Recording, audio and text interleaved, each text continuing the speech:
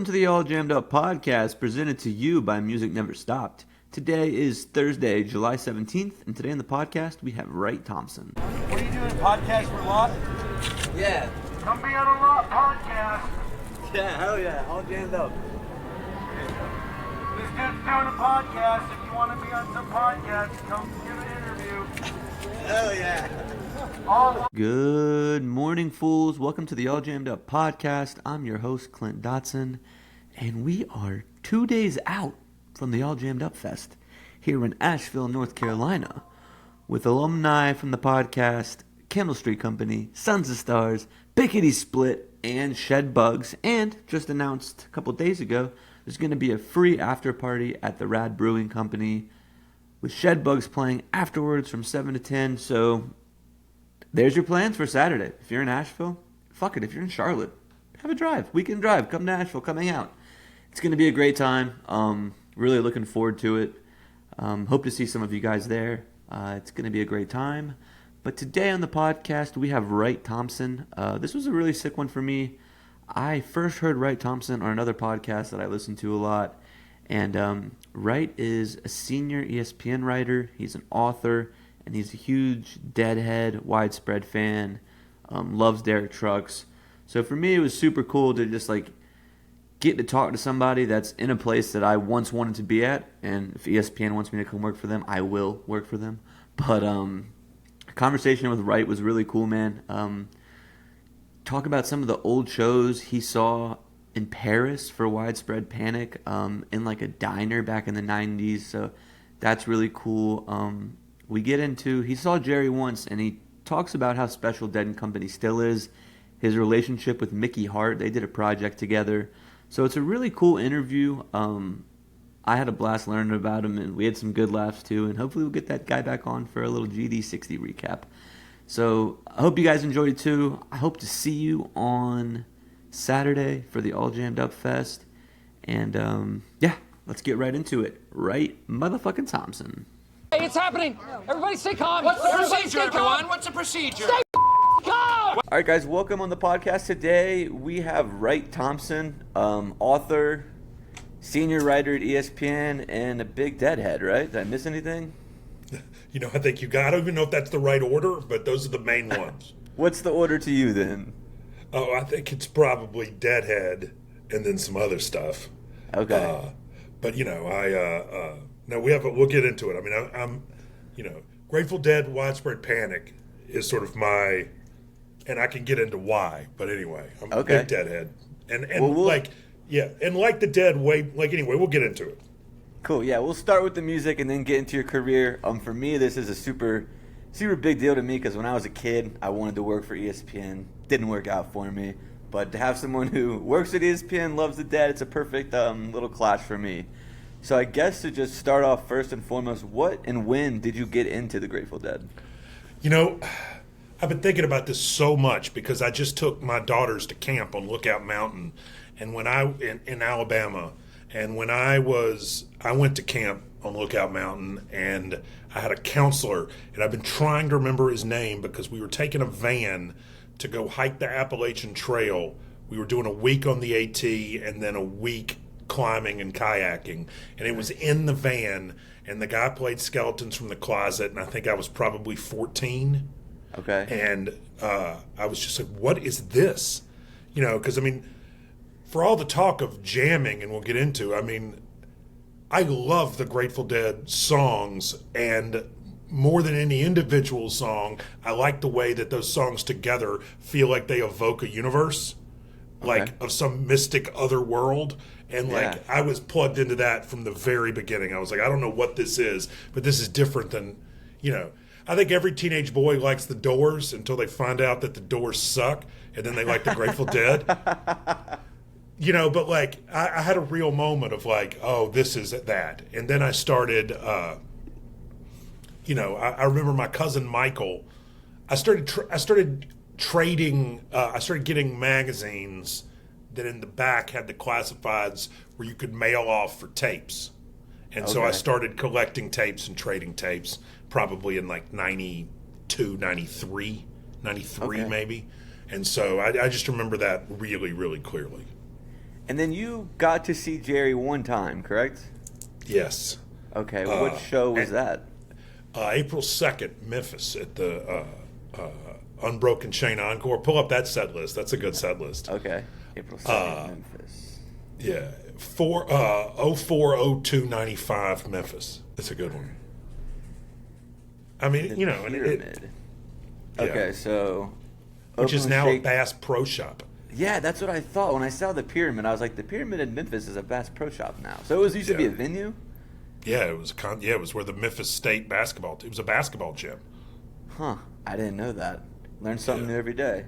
There you go. So, open up with Shakedown.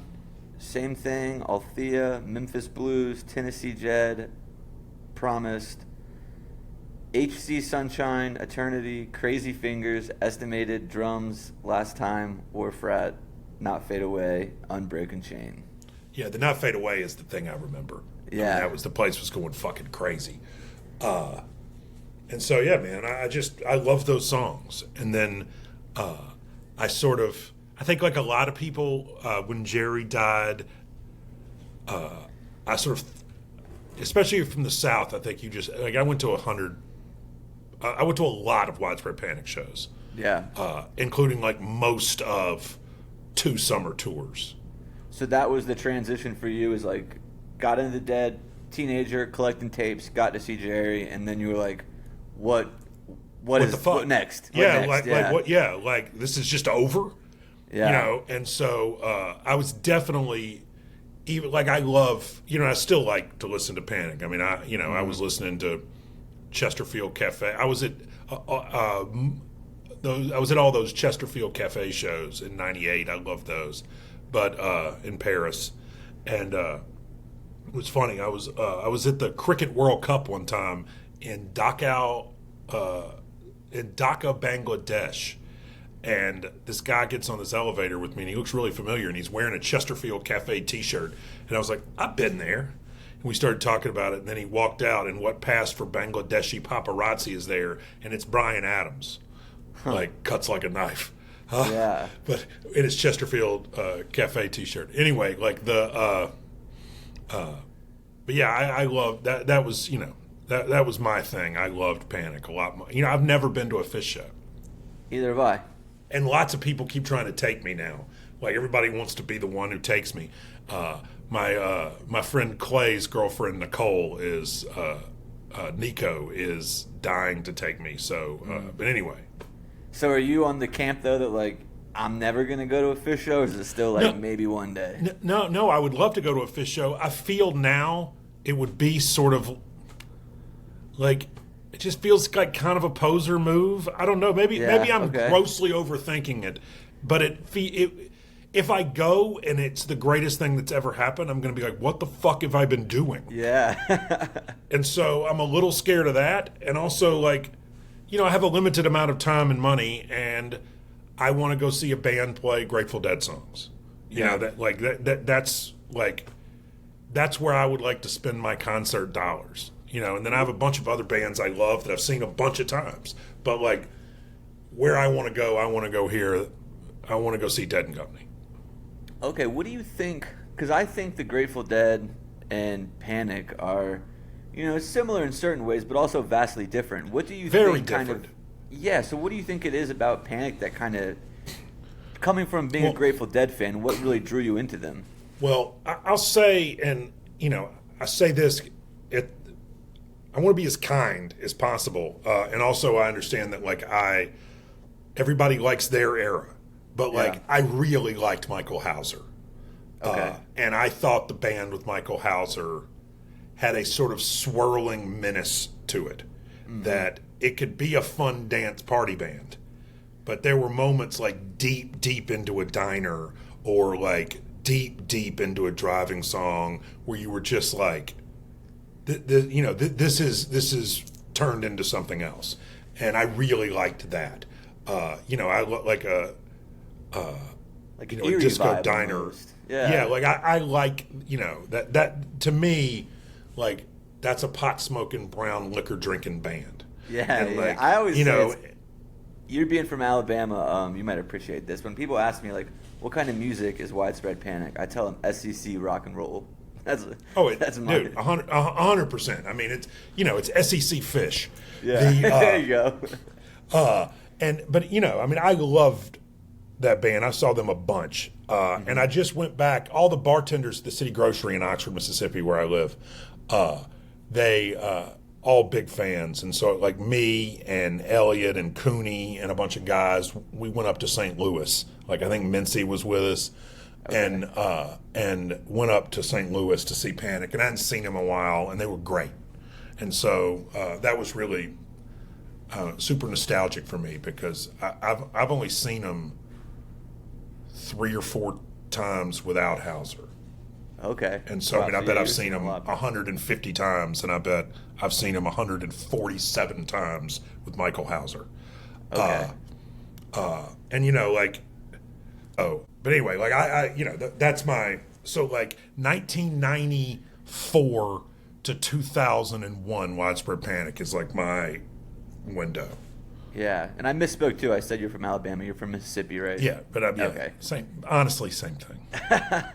That many Panic shows, do you have like one that like really sticks out, or one it's like this is the penultimate show that I saw?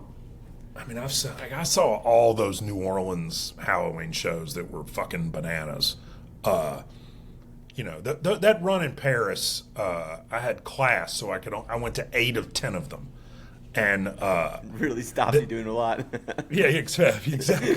Yeah, you sound like my father, who after I got home, the whole family was at Disney, and we were at that Italian restaurant at Epcot where all the waiters are from Italy. And so the guy comes over, and my dad looks at me, he's like, order an Italian. I've been living in Italy, and I fumbled my way through it, and he was just like, I spent $10,000 fucking dollars for that. So no, I mean, but yeah, I mean, I went to 8 of those. There was one night. Let me find it. Let me find the one. Widespread Panic, Chesterfield Cafe, set list, 1998, diner. When it says Cafe Diner, how big was this place? This place was fucking tiny. Okay, that sounds a lot really cool than seeing the band like Widespread. Oh, here we go. That was a good one. Hold on. They did a Don't Be Denied there that was really good. Oh, here we go. This is the one. March 20th, 1998. Weight of the World, Chilly Water, Ride Me High, Low Rider, Wondering, Who Do You Belong To, Vacation Diner, Papa Legba, Drums, Picking Up the Pieces, Big Woolly Mammoth, Proving Ground, Encore 1, The Last Straw, Encore 2, I'm Just an Old Chunk of Coal. That was pretty magic.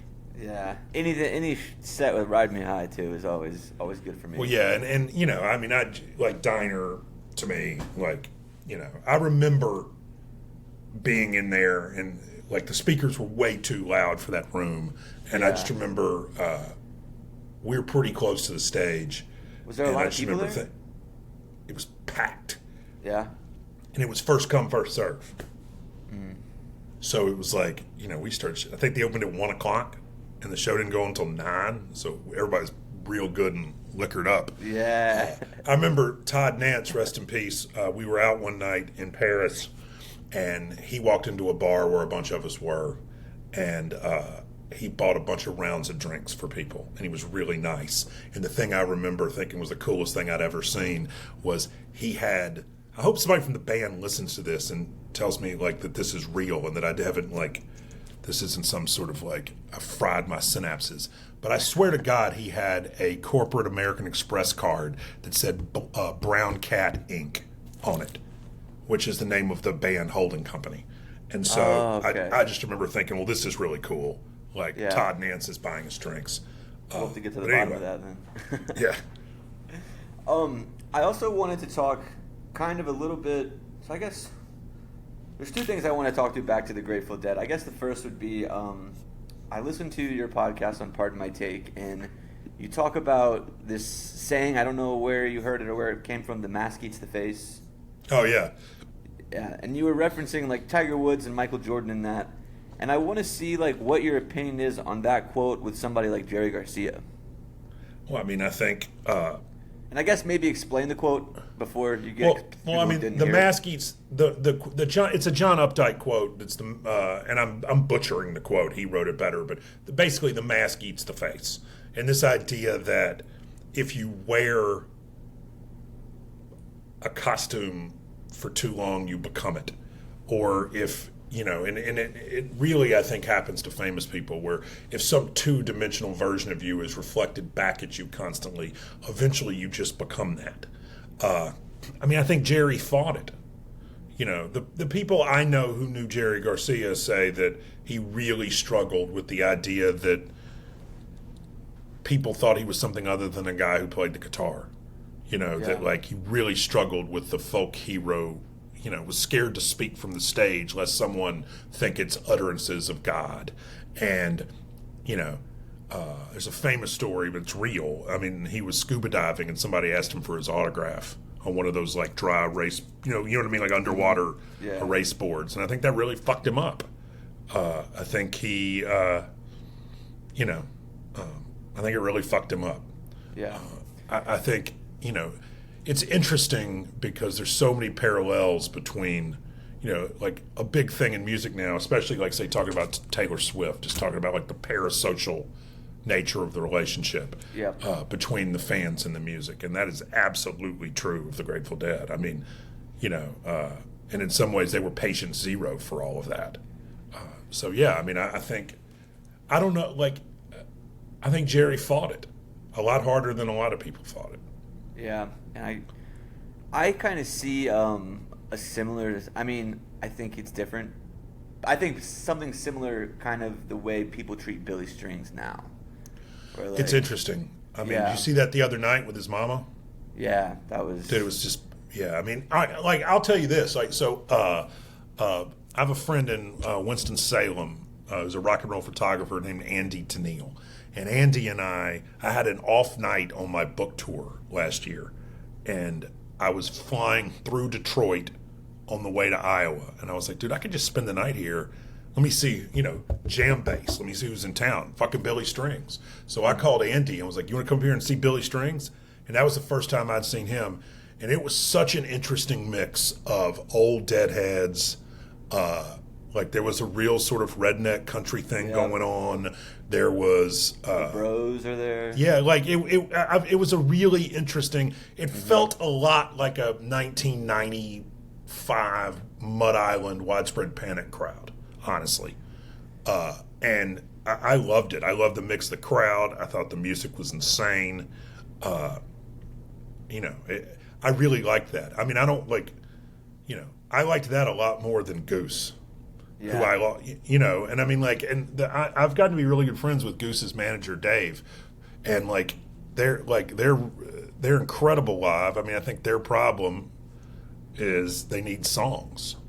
Mm-hmm. They need a Robert Hunter. Yeah. Bad. I agree, because I actually interviewed Cotter today, earlier today from Goose, and we were talking about like how he brought a few songs from his previous band to Goose.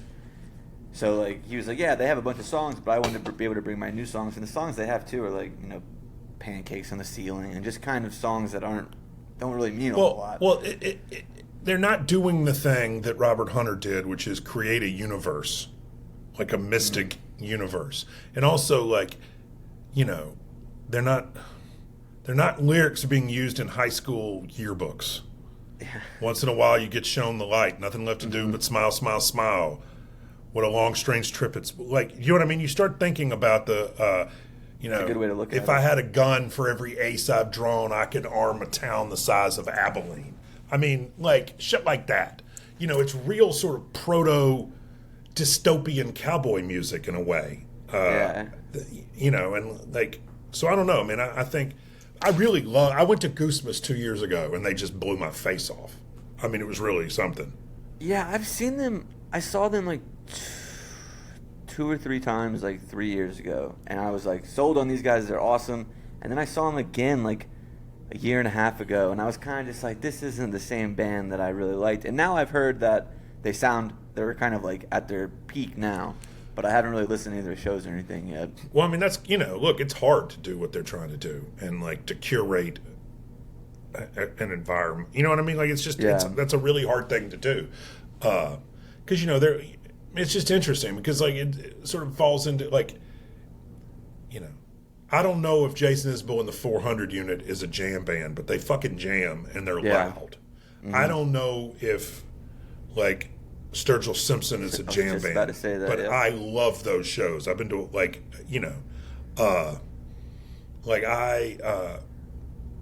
so I mean, that sort of like I love the Drive-By Truckers, and that they're not a jam band at all. Yeah.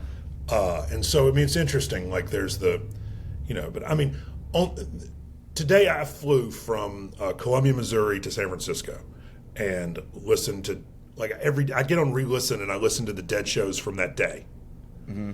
So like today I listened to June 23rd, 1990, near the that must have been one of Brent's last shows. That's my favorite era of the Grateful Dead. I think it was, because I feel like I saw a post that was like, this was Brent's last show. I feel like I saw a post on Instagram. I don't know if it's true, but I mean, it was really, late era Brent is my favorite. Mm-hmm. Like, I know there are people who love those, like, 74 Winterlands who will just say, well, you're an asshole who saw Jerry once. What do you know? But, like, I love 88, 89, 90 Brent Dead. And Without a Net, that's your favorite Grateful Dead? Because it's not one show, right? No, but that's just like a record when I don't have when I don't have Wi-Fi and I can't listen to re-listen. Okay. That's a go-to. But for that reason, like I've got a bunch of all the Dick's picks from 85 to 90 I've got saved on my phone. What do you think it is about that Without a Net that you just love so much? Well, I like it's that era. You know what I mean? It's less that's just an easy one to dial up. But it's that era. And the horns are good, I think The horns are good too. Oh yeah, I mean Branford and but I mean, there's a real and I like those songs. Like I like "Feel Like a Stranger." I really like "Half Step." Mm-hmm. I like the sort of blues song "Sitting in the 2 or 3 Hole." I like "Althea," "Where It Is." Like I like that. If that had been a real show, I like that show. Yeah, I'm a 72 Veneta organ guy myself. But again, that's great. That's what got me into the Dead. So I feel like it's just kind of like what I was shown. I've always been drawn to that. But the Brent years are probably my second. But the beauty is that like there is no right answer. I mean, I had a 74. I had a run where I just listened to those Winterland shows over and over and over and over again. Mm-hmm. My friend David Ray Morris thinks like 74 is like peak fucking Dead. Yeah. So everybody has their take, I want to also talk about so we kind of mentioned a little bit in the beginning, but you're a senior writer for ESPN, and I don't know how long ago it was, but you did like a piece with Mickey Hart called Rhythm Masters. Yeah, we did a documentary with Mickey Hart that ran last summer. Yeah, can you kind of tell us about what a year ago exactly? Okay, can you kind of tell us like how working with Mickey Hart was and like what kind of guy he is? It was everything you'd want it to be. Yeah. He was he's lovely and is thoughtful and nice and as normal as you could expect someone to be, which is to say not normal at all. He's self-aware. Like we were in the middle of something and I was just like I was pulling my hair. I was like, "You're fucking killing me, man." And he was like, "Hey, this is what happens when no one's told you no in 60 years."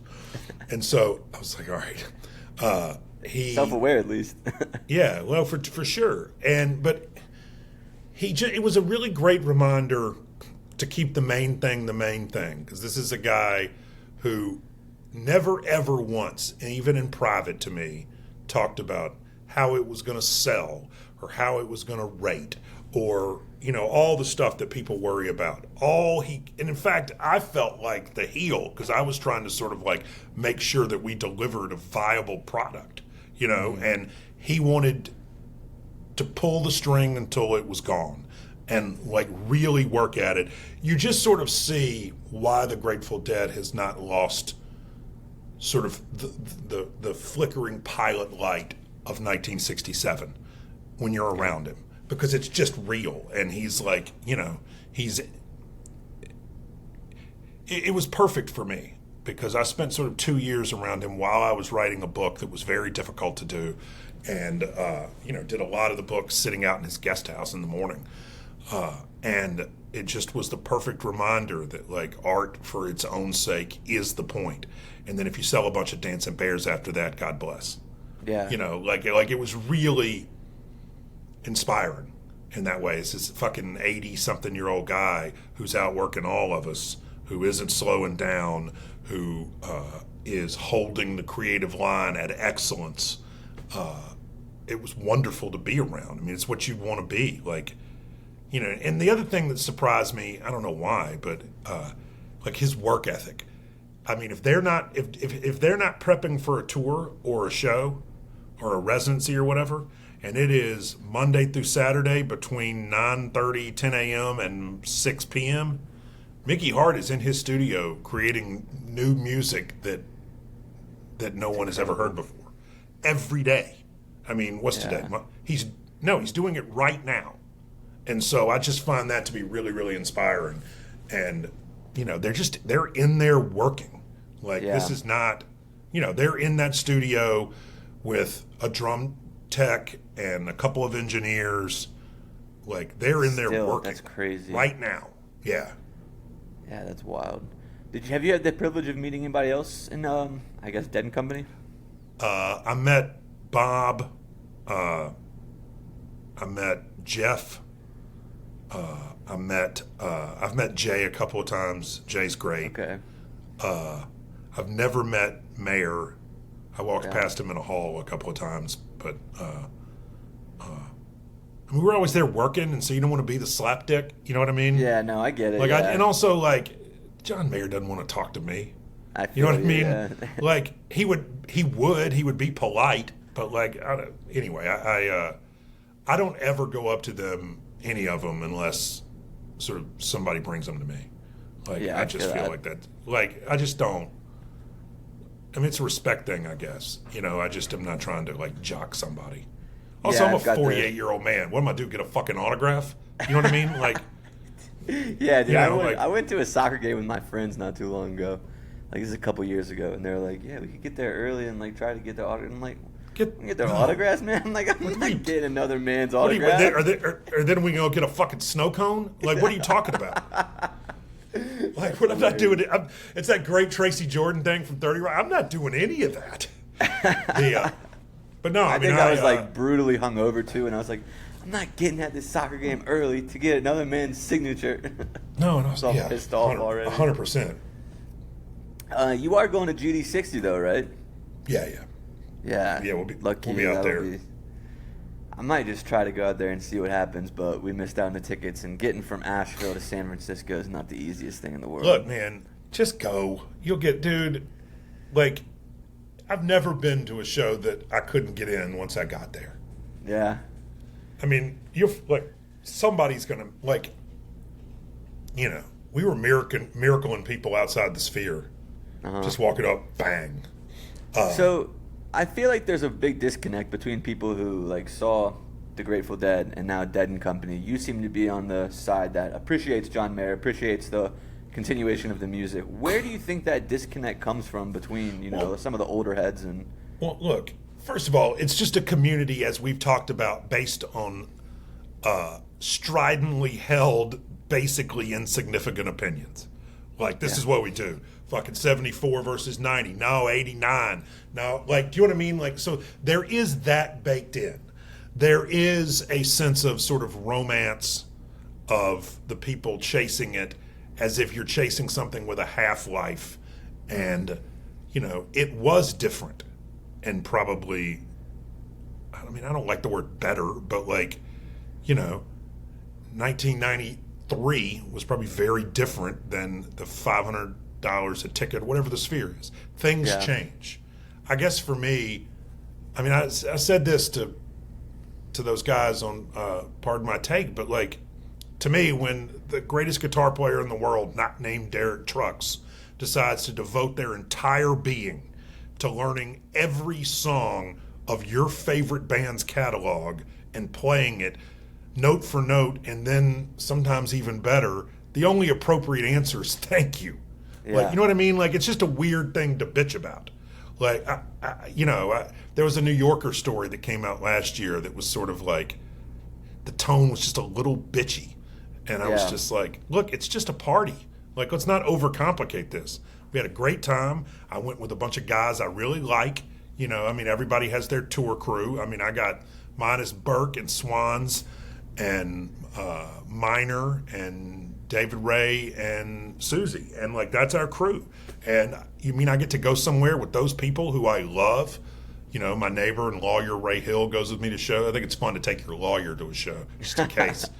But, like, I love those people. And you mean I get to go hear these songs that I love with people I love? What the fuck? Like, I'm not overcomplicating this. Like, it's not mass. Yeah. And for someone like me who, I was born in 96, so, like, never had the opportunity to even see it if I wanted to. And when I was getting into the Grateful Dead, I was like 19, I think.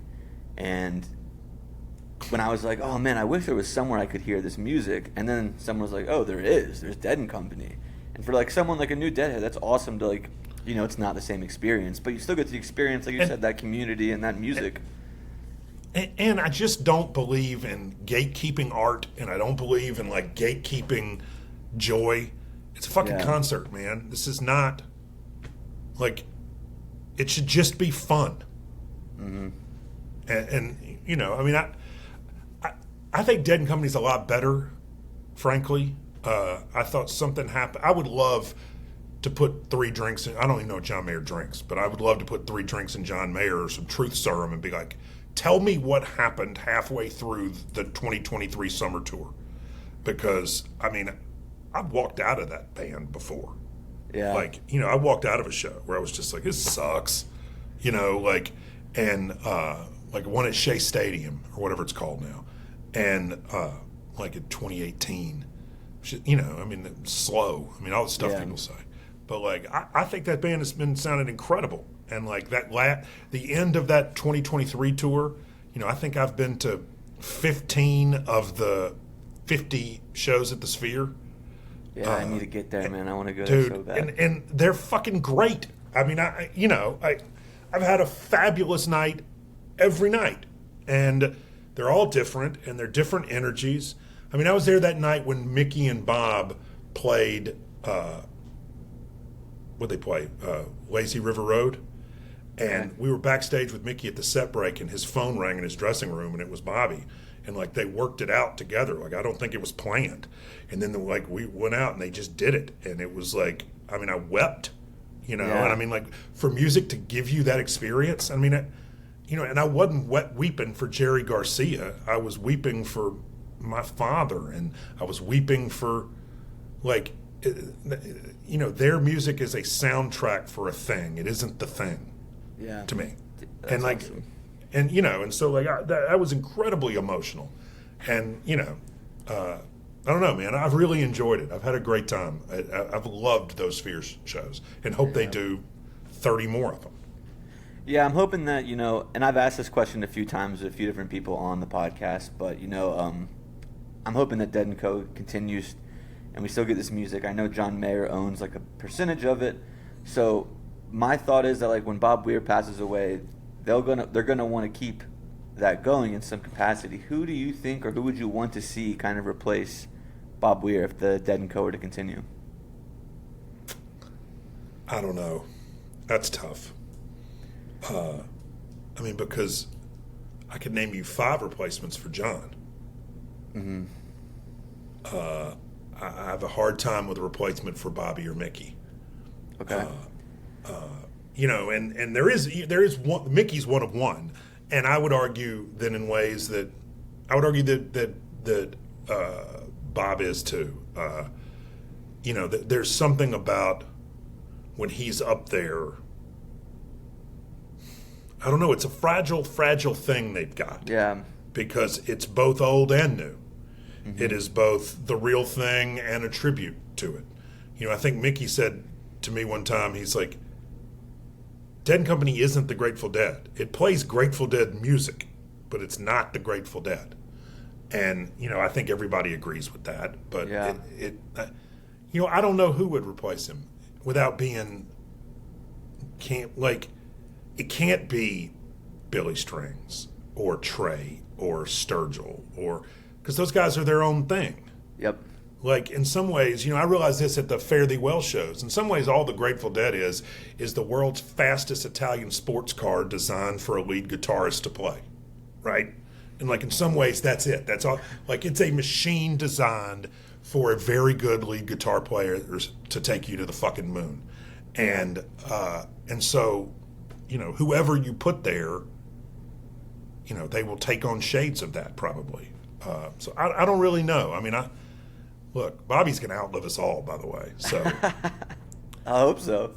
He's out there doing all that crazy yoga and shit. He's in better shape than I am. That's what I was thinking when you were talking about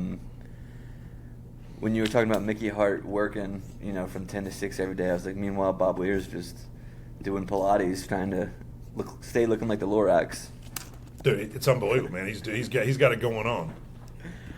So I already know the first two answers to this, but Derek Trucks, number 1 guitar player, John Mayer, number 2. Who rounds out the rest of that list for you? Oh, I mean, that's tough. Because I'm a Billy Strings guy. I love Billy Strings. But, it's... I really like Jimmy Page. I really like Jason Isbell, frankly. I really like... you got me thinking now. I like Jimmy Herring. I like Hauser Moore. I like, I love the blues guitar. I love the blues guitar player Kingfish. I really like Buddy Guy. I really like. Heard Bernie Williams, the old Yankee center fielder, play the guitar? No. It's unbelievable. It's unbelievable. Really? When we get off of this, get on YouTube and type in Bernie Williams plays the guitar. It's unbelievable. That's like the light-skinned dude, or I guess he's black, but number 50? No, the center fielder, number 55, number won all those 55. World Series with Jeter. Okay. Yeah, that guy. Yeah, dude. No way. That's crazy. No, he's unbelievable. That's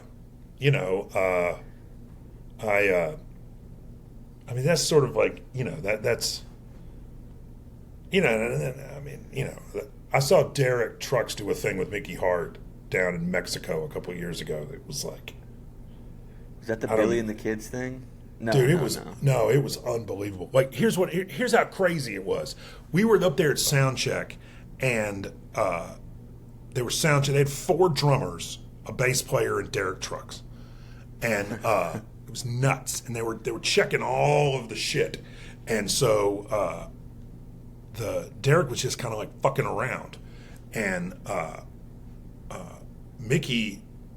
There were all these crazy noises coming out of the PA, and all these guys, you understand, these are guys who've been on stages 4,000 times. Yeah. And they were running diagnostics on the gear because they're something's fucked up. And they looked over and it was Derek just playing the guitar with the tuning pegs. And he was making all these crazy sort of Indian noises. And he was making guitar make noises that none of these guys have ever heard anyone. Yes. They thought the gear was broken, and it was wild. So, he's just fucking around with them. Everyone's freaking out. Yeah, it just was oh, sorry, guys. And that's got Mickey Hart up there, who was on the stage 2,000 times with Jerry Garcia. He's got Carl Palazzo up there, who is Carlos Santana's percussionist. He's got, you know what I mean? These are guys who are around guys who play the fucking guitar. Yeah. And he's got them all puzzled. Yeah, and so, it's just incredible. There's a great clip of John Mayer, B.B. King, and Derek Trucks together on YouTube. I like Cedric Burnside. I like all that sort of blues stuff. Okay. And as far as so obviously you're into Grateful Dead, Widespread Panic, these bands that have been around for a while. Are any of these younger bands Daniel Donato, Cosmic Country, Dogs in a Pile, Eggy, any of these guys kind of catching your ears lately? I like the, like I said, I went to see Goose. I've gone to see Billy Strings. I've seen Daniel and thought they were great. Yeah. Eggy's been through Oxford a couple of times, but I haven't been. Like, there's also sort of a limit. Like, I don't, I have a limited amount of free time.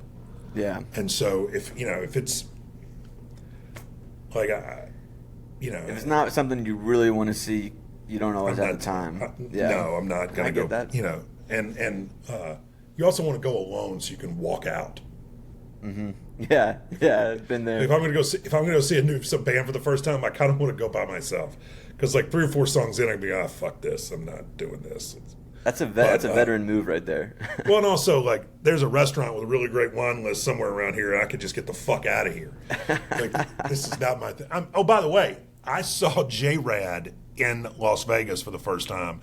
They blew me away. They're good. They were really fucking great. Like, we went there straight from the Sphere one night at Brooklyn Bowl. Oh, really? And we walked in, and they did like a Lost Sailor circumstance, and I was like, well, I'm sold. They were Have you seen great. Dark Star Orchestra? I have seen Dark Star Orchestra. I've seen, I think, all of those. Mm-hmm. I think J-Rad might be the best one. No, dude, that band was great. Yeah. Dark Star, I've seen them a few times now, and there's been like sets where I'm like, these guys crush, but I think as far as just like consistency, every time I see him, J-Rad always does it for me. Yeah, they were great. And it was fun. Like, there was a sense that what was happening was art, not tribute, not merch. That I'd love to talk to them about it, because it seems like what they have done is taken these songs and cranked up the energy almost like a shakedown cruise on a warship, or like a race car on a hot lap. Let's push these songs to their limit and see if they come apart.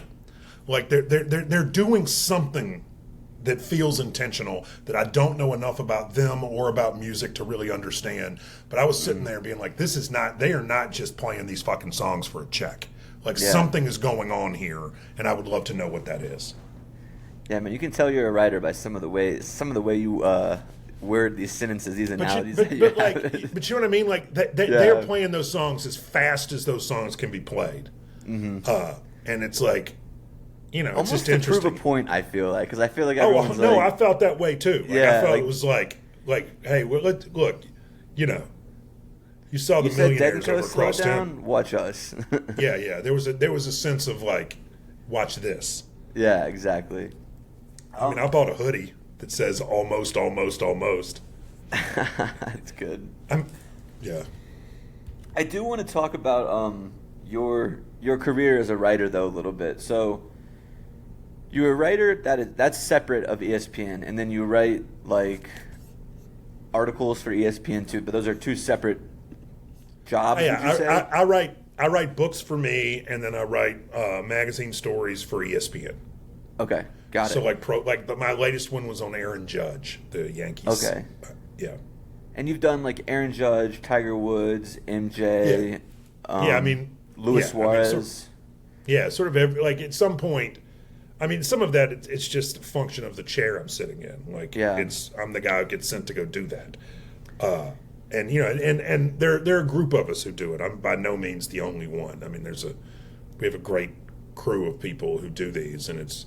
In fact, that's the scary thing, is everybody's so good at it that you have to really work at it, because you'll be made to look silly if you're lazy. Okay. So I want to know, from like all those people that you've interviewed, who kind of, after you finished the article, finished spending time with them, who was the person that you like look back and you're like, that guy was way more intriguing, way more different, kind of just different than I expected? The happiest athlete I've ever met is the retired Braves player Dale Murphy, who was my childhood hero. It's always scary to meet somebody, because like, if Dale Murphy had been a jerk, I'm not entirely sure that I would have been able to come back from it. But he was really content, and it was that, the mask had not eaten the face, and in fact, he was so conscious of it that he had intentionally broken the mask. And like, I thought that was really interesting. Like, he was hyper aware of the fact that Dale Murphy famous person was only going to bring him grief in whatever the next act or acts of his life would be. So like I thought that was really interesting. Yeah. Was there someone that you were kind of like, I wish I would have got, like, that bummed you out? I don't want to. I mean, there are a couple of people. Yeah, we don't gotta say names. Yeah, I know, but like I'm just trying to be respectful. But like there are Yeah. a couple of people who you're just like, I mean, it's less that they're a jerk and more that there's just that rarely happens. Somebody's rarely just a dick. It's more that just like Disinterest. there's no there. Yeah. They're just like you have put zero thought into any of this. For me, so for someone who's like new to this kind of format of doing things and getting to know people to produce, a podcast compared to an article like you, how do you like work through that? What advice do you have to give to someone who's like, when you're in a situation like that where it's like they're not giving you a whole ton, how do you get what you want out of it, knowing that you have a product to deliver? Well, look, I think I think when you start thinking of it as a mechanism to a product, I think that sort of ends up being its own problem. I mean, I think like, you're doing these conversations with people. You have no idea if you're going to call me up and maybe I'm charming and eager and maybe I'm tired and bored. Maybe I'm distracted. Maybe I'm just a dick. Maybe I got into a knockdown, drag-out fight with my wife 46 minutes ago. And so, like, I think all you can do is to leave whatever ideas you had about what it was going to be and just deal with what it is. And just, I mean, it sounds silly, but, like, keep your mind and body in the same place. Like, we're here now. And, like, so, like, whatever this is going to be is going to happen. And, I try a lot to not let my expectations of what something was going to be have any kind of seat at the table. Okay, yeah, that's a very good way to put it, because I feel like that's kind of where I'll finish an interview and be like, that didn't go as well as I thought, just because I had expectations going into it. Yeah, and like, a list of questions is a nice crutch, but in some ways can also be a problem. Mm-hmm. Because what inevitably, maybe you're better at this than I am, but what inevitably happens to me is I miss the answer because I'm looking at my list. And so we're not actually talking, we're talking past each other. And so, like, I've done 1,000 interviews where I can tell 90 seconds in that it doesn't matter what I say. The next question is the next one on the sheet. And so, and then when that happens, what that allows me to do is, like, not accept the premise of the question. Because there's no, you know what I mean? Like, I can. Yeah, no, 100%. Like, so, 100%. like, and you see it. Like, the worst thing that can happen on an interview is when you see someone get into autopilot. Because then it's almost impossible to get them out. And I mean, I've done that where I just, you ask a question, they've been asked a bunch, and you see them go to a place, and you're like, well, I just screwed that up. There's no getting them back. Yeah. Yeah, when you gave me the, because I listened to the part of my take, and you gave the same answer, and I was like, damn it. He answered it just how he asked on part of my take, what I think was going to happen. Yeah, but I mean, but do you know what I mean? Like, yeah, there's absolutely. like that answer worked. And Yeah. so, like, and it's a real, I don't know. I mean, it's like, I don't know. And also, these conversations usually are about something that the people you're talking to love. Mm-hmm. I mean, I'll talk to you about Grateful Dead shows until the end of time. You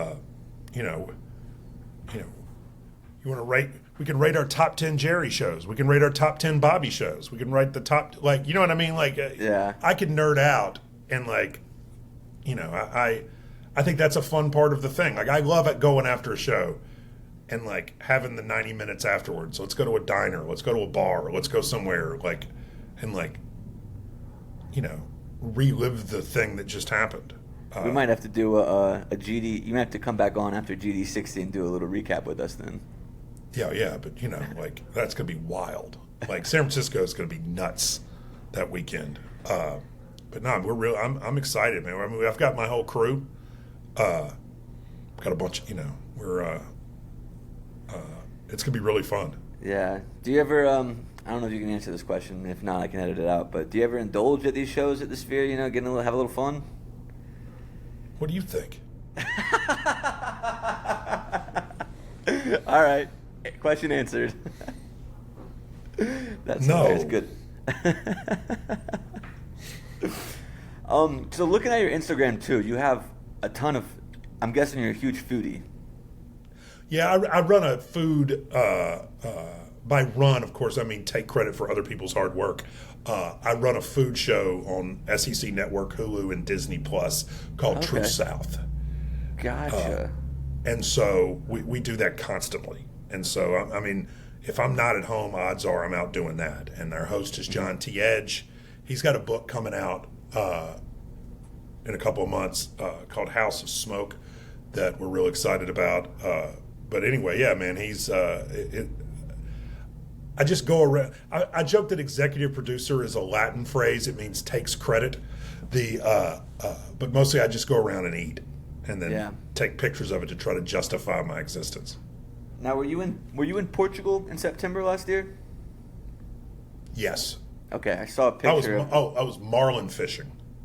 Okay, I saw a picture of a super bach, and my family's from Portugal, so I had to ask: when you were in Portugal, what was your favorite dish you had?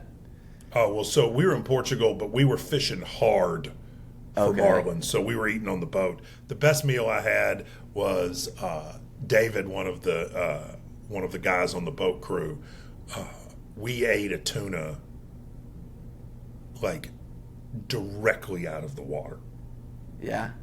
Like it was really, I mean, the time between swimming and my mouth was like really short. So I loved that. The southwest side of Portugal, like the southwest coast of No, Portugal? we were in Horta, so we were in the Azores. Okay, and so, gotcha. And so we were with. Oh man, these guys are nuts. They're the best. We were with this this fishing team called Bad Company, and they're trying to catch 1,000-pound marlin. And man, they got a couple of these fish on there, the biggest goddamn things you ever seen in your life. Like it was unbelievable. Yeah, I haven't been there since 2006, but I used to go every other year when I was a kid. And then it just gets so expensive. I just haven't been back there. But yeah, Portugal's it's a sick place, man. If you get a chance to go back and spend some time, check out Lisbon and stuff. It's cool, especially if you like to eat. They got some real good food there. Oh, that sounds so good. I do got. We're coming up here on our time. I don't want to keep it too long, but I do have one more question here for you. Your love for the Grateful Dead, your career in journalism and writing. Is there any plans for you to, write a book or anything like that to kind of combine the two? I don't know. I mean, I keep pitching a book that no one seems interested in buying, but I mean, I would like to, but I also, I don't know. I think it's dangerous when you turn your hobbies into work. Like, I mean, the reason my wife is so tolerant with my tour schedule is because she knows that those are the 4 hours when I genuinely am not on my phone or working or thinking. Like she knows, and that time is precious to me. So I would hate to sort of turn it into work. I found a little bit like the Mickey Hart thing was fabulous, but I had this sort of thing where now I'm really in the Thunderdome a little bit, and I had somebody ask me, I've been, because I'm up there with all of his people now, and somebody's like, are you a see the set list guy or not see the set list guy? I'm like, what? Fuck, no. And then of course I was like, yes, I definitely want to see the set list because I have no self-control. But no, I mean, I don't know. Is a wishy-washy cop-out answer. Okay. You said don't turn your hobbies into work. Have you found that, I don't know if this is a silly question, but have you found your interest in sports has changed since becoming a journalist about it? It's totally changed. I mean, completely. I mean, it's very odd, and everybody talks about it, but it's real. I can't imagine, other than an Ole Miss football game, which is much more of a family reunion than a sporting event to me, and it's the thing I still care about, Yeah. Like, if Ole Miss ever went to the national championship game, I would be fucking unbearable. But other than that, I have a hard time caring. Okay. Because it's just sort of like, I've been in a lot of I don't know. It's hard to describe. So what I don't want to do, I would never want to do that to music. To music, yeah. Cool. Alrighty, right. Well, I think that's all my questions. I'm glad that we were able to get this sorted out, and I appreciate you coming on. Is there anything man, that I you loved this.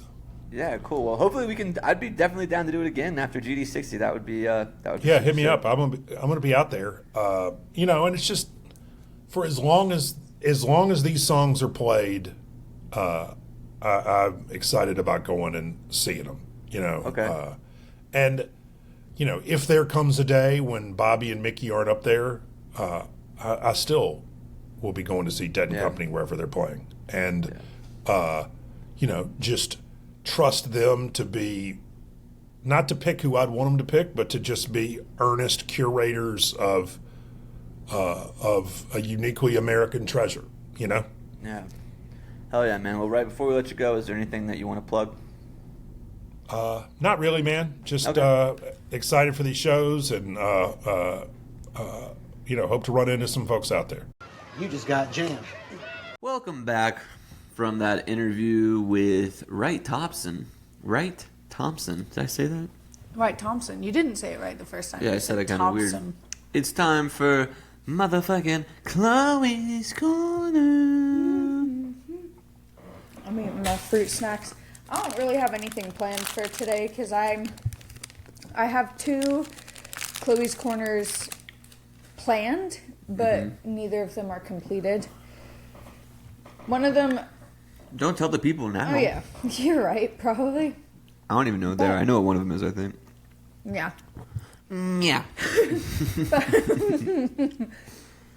But, so basically I'm just going to catch you up on our lives a little bit. Clint just played firefighter for a while and put out our neighbor's house was on fire. Sprung into action. I was at work and I get a text and he just says, "The neighbor's house is on fire, ? And I was like, what? Like, send pictures? Hello, details, anything? No response for a little while, and then he goes like, I just put it out. No, I said I just put it out with the flex emoji and the sunglasses emoji. Oh, yeah, because I did make a point to say that to my friends. He said, I just put it out. 3 arm emojis with the muscle, 3 sunglass emojis. What happened was I was going up the stairs, and I see this lady, like, running into our yard. And she was, like, an adult. So I was like, what the hell is this girl doing? So I look out the window, and the house is just on fire. And then I go out the front door, open the door. She's there. And she's like, do you know who lives there? And I was like, nobody. It's an Airbnb. And I was like, did you call 911? And she was like, yes.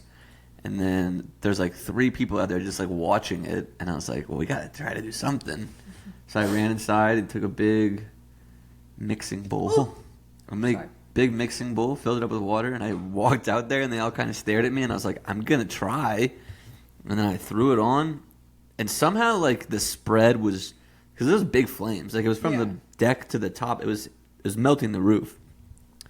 And somehow I spread the flames out perfectly, or the water out perfectly, and it pretty much knocked it down to, like, a small campfire. And then I ran inside and got more water and then put it out completely. And the fire... They're still out there. They're still playing around out there, you know. I had to give a statement the whole 9 yards. Yeah, crazy. Also, this just, like, really shows the difference between a mind of a man and a mind of a woman. Because I'm there, like, what is happening? Like, I'm texting, like, what's going on now? Like, what's happening? And I was like, did you take any pictures? You were like, no. I was like, well, what's going on? That was crazy. Did you take any pictures? I was like, no, I tried to put it out. I just wanted details. And you were like, I mean, I don't know. It was like... It was very man brain, woman brain of like, I want all the details. I want to see it. I'm nosy. And you were just like, it's gone now. No problem. Well, when I was filling up the water, that's when like because it takes 30, 45 seconds to fill up that bowl because it's so big. And that's when I texted you. I was like, the neighbor's house is on fire. I was just sitting there waiting. Like, I couldn't do anything. So I was like, the neighbor's house, just so you know. Yeah, because that's when you right after that, you didn't reply. And it was just... Oh man, it was fun. Yeah, I walked the neighbor's house the house next door is like on fire. That's what I got.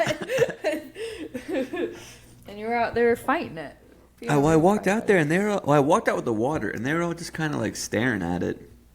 Like, what are you about to do? And I was like, I'm going to try.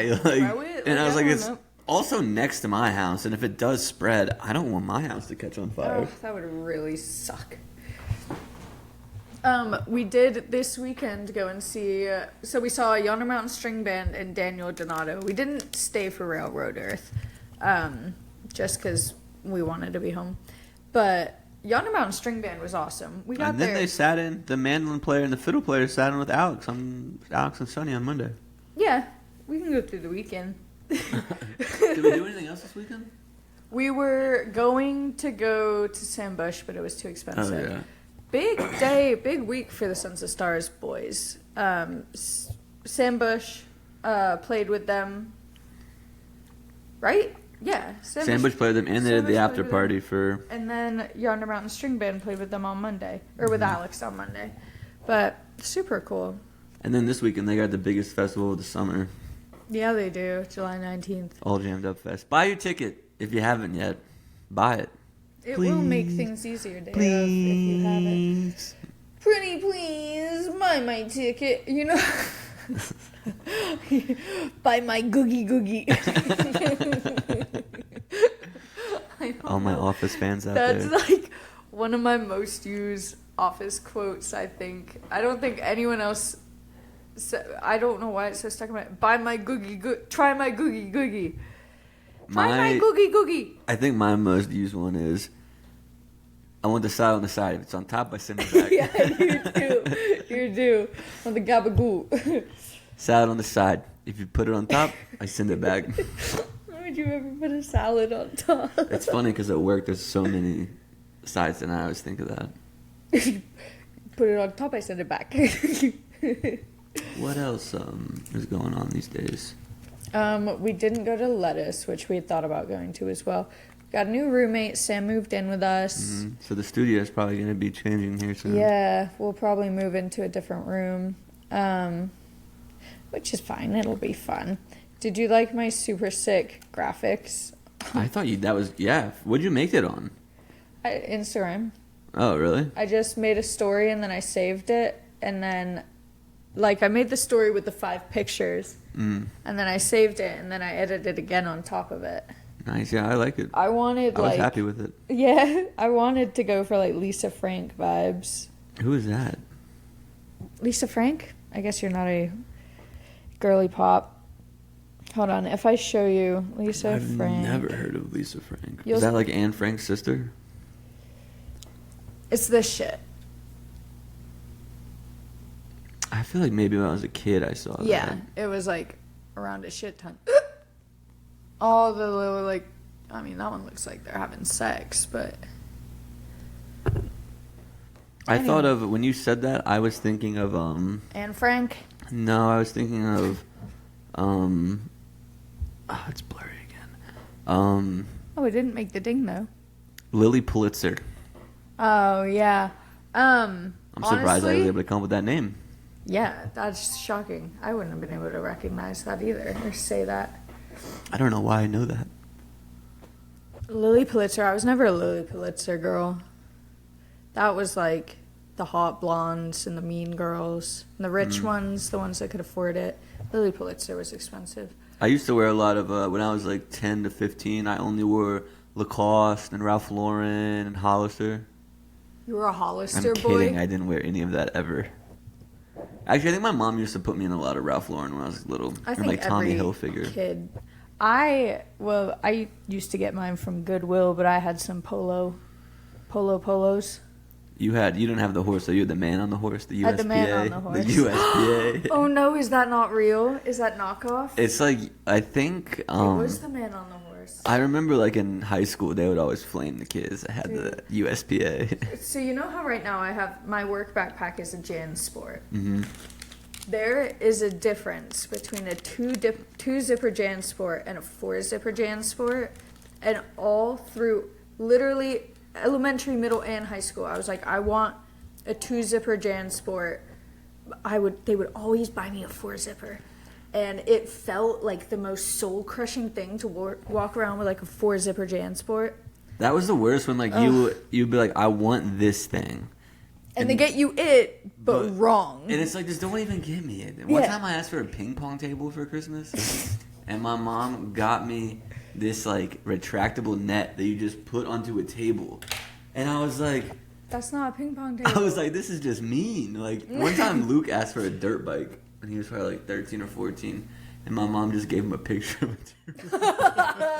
She didn't like buy it later? Like, this is what you're getting? I think, no, she just like printed out a picture of a dirt bike. She's like, here's her dirt bike. And I think he was like, I feel like there was, or maybe there was something else. Like, there's two things. One, she got him like a miniature version of, and one she just got a picture of. I think maybe she got him a toy dirt bike and then a picture of like a Lamborghini because he said he wanted a car or something. Yeah. I don't remember.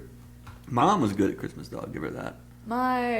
There's one Christmas in particular. Me and Tom always used to sneak down and try to peek in the gifts and everything. But there was this one year. I probably have said this on here before. Maybe I feel like I'm getting deja vu. But I really wanted this toy macaw, and it like talks and it sings and it like repeated you and shit, and it was super cool. And we went down there, and we walk in front of all the boxes, and all of a sudden we just hear this like, and it starts singing.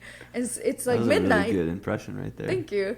It's midnight, so we start sprinting up the stairs, but we have a stool across the stairs to keep our dog from going up there. I trip on the stool goes flying down the stairs. It's all at midnight, Christmas Eve. You got the fucking macaw that's singing and a stool going down the steps.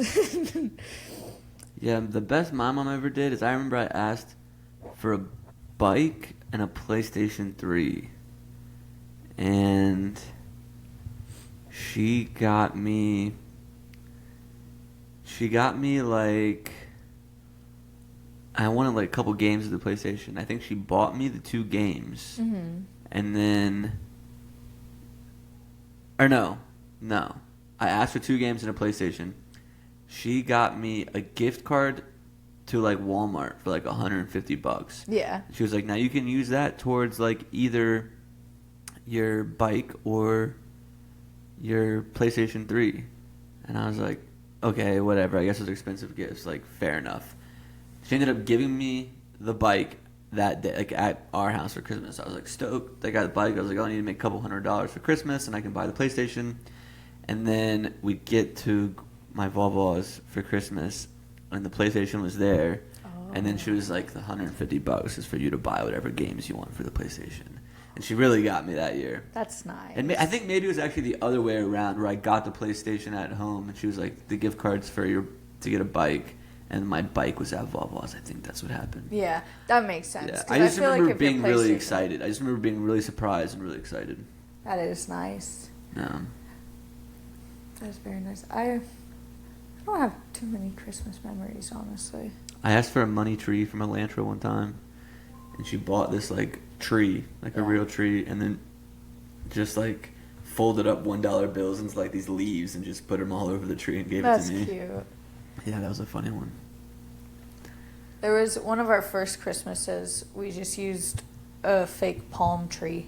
Because, I mean, we were in Florida, so we just decorated a palm tree. That was our Christmas tree one year. Well, shit, we might as well do fake palm trees as expensive as the Christmas trees were this year. Yeah, and it's still over the fence. We could get it for next year. They had to remove it by now when they cleaned it out over there, didn't they? Did they clean it out over there? I think they mowed or something. I don't think they could get up there. It's quite an incline. Yeah, that's true. All right, are you good? Yeah. Buy your tickets for the All Jammed Up Fest. And next week on the podcast, we have... I'm not going to tell you. Surprise. I actually don't know who to the top of my head. I know we have a couple that are lined up, but we'll see. Buy your tickets to the All Jammed Up Festival. We'll see you there. I'll give you a kiss on the cheek, and I'll buy you a beer. If you are listening to the podcast still, and you haven't bought your ticket... You should say... What was today's interview, Wright Thompson? You have to tell me... If you're listening to this podcast still, just say, hey, I listened all the way to Chloe's Corner. The magic number is 16. Will you buy me a beer? Say Squawker's Macaw. Squawkers. If you come up to me at the All Jammed Up Fest and say Squawkers Macaw, I will buy you a beer. Dude, I think that's super fair. Squawker's Macaw, guys. And for every person, I buy the first one, then Chloe buys it, vice versa. We're not buying all their beers. No, just one.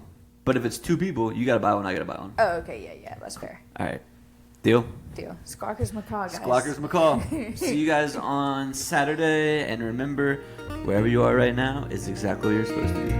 Like one room was on Saturday. Come along, have a drink with me. We can talk about the world and how the world is turned so slow. Day and night I found cars they drive and planes they fly. I look into the sun and the sky, you're so bright. It's you that I have found. Oh, and I know there's not much longer now. Or if the world would just slow down.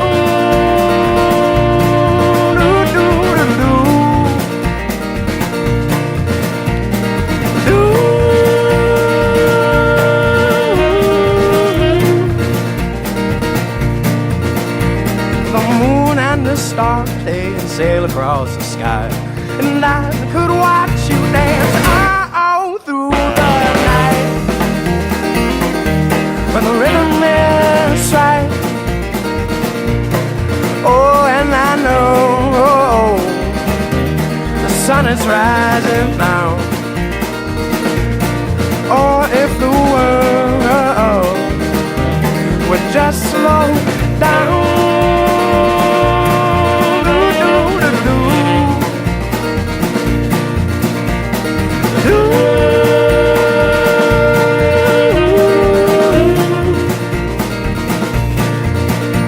So you move with me and I'll move with you, and I could spend the rest of my life by your side.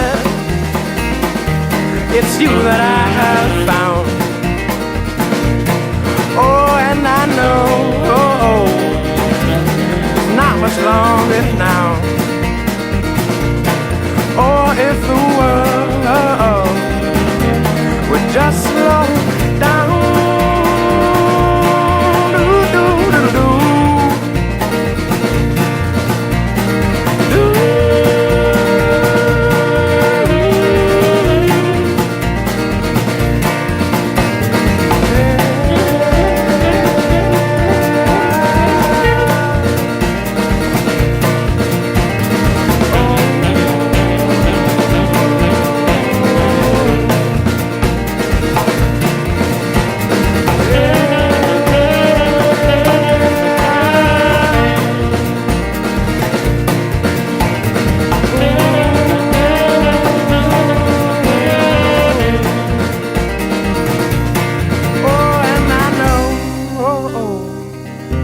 There's not much longer now.